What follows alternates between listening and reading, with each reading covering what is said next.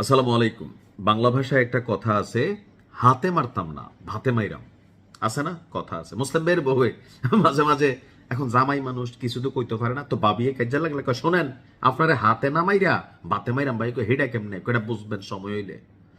এর জন্য একটু দুঃসংবাদ আমার কাছে মনে হচ্ছে যে আজকে এখন যে নিউজটি দিচ্ছি এটা খুবই গুরুত্বপূর্ণ এবং কি তথ্য বেসিস একটা নিউজ। ইরানকে শায়েস্তা করার জন্য সার্বিক দিক থেকে plan A, plan B, plan C establish করা আছে মার্কিন যুক্তরাষ্ট্রের। মার্কিন যুক্তরাষ্ট্রকে আমরা যত কথাই বলি, তবে তাদের একটা পলিসি হচ্ছে, ধরেন আজকের দিনে ইরানে যে অভিযানটা আপনি দেখছেন, এটা আজকে যে সিদ্ধান্ত নিয়ে আবার 3 দিন আগে সিদ্ধান্ত নিয়ে করেছে তা না।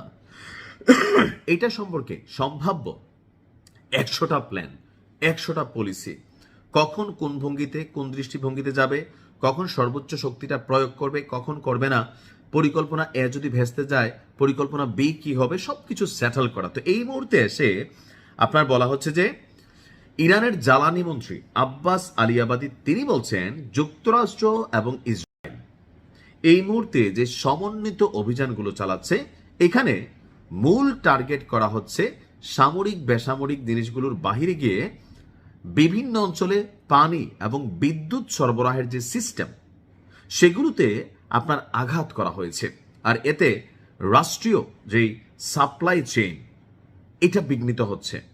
রাশিয়া এবং ইউক্রেন যুদ্ধে পুতিন ধারাবাহিকভাবে যখনই শীতকাল আসে, তো মাইনাসের দেশ, আমরা যারা ঠান্ডার দেশে ছিলাম বা আছি আমরা জানি যে এখানে শীত থাকে প্রায় 7 থেকে 8 মাস।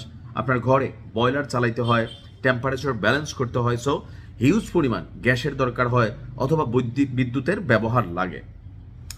তো রাশিয়া যেমন আপনার ইউক্রেনকে সাইজ করার জন্য তাদের বিভিন্ন এরকম গুরুত্বপূর্ণ অংশগুলোতে টাচ করত, পাশাপাশি যুদ্ধ বিমানগুলোতে রিফুয়েলিং করার জন্য বা এগুলাকে ব্যবহার করার জন্য, লঞ্চ করার জন্য, ক্ষেপণাস্ত্র উৎক্ষেপণের জন্য, ড্রোন মিসাইল সবকিছু তো আজকে প্রযুক্তি প্লাস বিদ্যুৎ নির্ভর, তাই না, অথবা তাপ বিদ্যুৎ বা বিকল্প। তো ইরানকেও এই মুহূর্তে জনগণের সাথে বর্তমান সরকারের বিচ্ছিন্ন একটা অবস্থান তৈরি করতে, ঠিক পাবলিক যে জিনিসগুলোতে ঝামেলা পাকাবে ওই জিনিসগুলোতে আবার হাত দিচ্ছে। অর্থাৎ ঘরে বসে আপনি বিদ্যুৎ পাচ্ছেন না, আপনি সাপ্লাইয়ের পানি পাচ্ছেন না, নিত্য প্রয়োজনীয় জিনিস পাচ্ছেন না, সবার কাছে মনে হবে যে এই যুদ্ধ দরকার কি। যারা এতদিন আপনার একটু সাপোর্টিং এ ছিল তাদের মধ্যে কিন্তু একটা প্রতিবাদী অবস্থান তৈরি হবে, হয়তো আমরা থাকলে আমাদের মধ্যে হইতো। মন্ত্রী বলছেন হামলায় ক্ষতিগ্রস্ত অবকাঠামোগুলোকে দ্রুত মেরামতের জন্য কাজ চলছে এবং জনগণের কাছে নিরবচ্ছিন্ন সেবা পৌঁছে দেওয়ার সব ধরনের চেষ্টা করা হচ্ছে। আর জনগণের উদ্দেশ্য তিনি বলেছেন পরিস্থিতি স্বাভাবিক না হওয়া পর্যন্ত পানি এবং বিদ্যুৎ ব্যবহারে সবাই আপনার সংযম অবলম্বন করা উচিত। হামলায় বেশ কয়েকটি গুরুত্বপূর্ণ পানি উৎপাদন কেন্দ্র এবং পানির সরবরাহ লাইন গুড়িয়ে দেওয়া হয়েছে।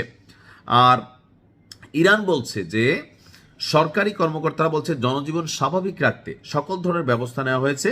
আর এই সংঘাতে জ্বালানি, পানি, বিদ্যুৎ এই সবগুলা সেক্টরকে টার্গেট করা হচ্ছে। অর্থাৎ হাতে না মাইরা ভাতে মাইরা জনগণকে আরো 3 গুণ খেপাই দিয়া যেই যুদ্ধটা বাহির থেকে হচ্ছে, এর চেয়ে বড় আর একটা যুদ্ধ সরকার পতনের জন্য এখানে ভেতরে ভেতরে করা হচ্ছে। আর এতে এই যে যুদ্ধটায় যে এনার্জেটিক ব্যাকবোন ছিল এটাতে কিন্তু একটা আঘাত আনতে যাচ্ছে। তবে আমি মনে করি জনগণের উচিত এই মুহূর্তে সংযম অবলম্বন করা। ভাই এখন তো মিনিমাম লেভেলে পাচ্ছেন, এরপরে কিন্তু আমসালা সব চলে যাবে, রাষ্ট্রটা হারাবেন। আল্লাহ হেফাজত করুক। আসসালামু আলাইকুম।